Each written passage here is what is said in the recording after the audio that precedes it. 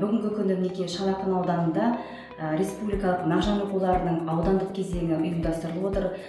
Бұл байқау дәстүрлі түрде мағжан шығармаларын, әлем таныған мағжан шығармаларын паш ету мақсатында ұйымдастырдық. Бұл байқауға 30-дан астам оқушылар қатысып отыр. Іс-шара бүгінгі мағжан оқулары 3 номинацияға бөлінген.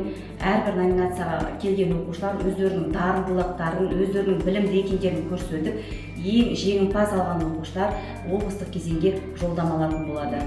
Шал Ақын ауданының дарынды, талантты оқушылары олимпиадада оқулар бойынша, ғылыми жоба, зерде бойынша республикалық деңгейде өз білімдерін сынап, жүлделі орындарға жетіп, жеңіспен оралып жатыр.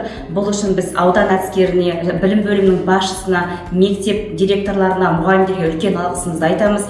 Бұндай дарынды, талантты балаларымыз осындай киелі Шал Ақын жерінен шыға берулеріне тілектеспіз.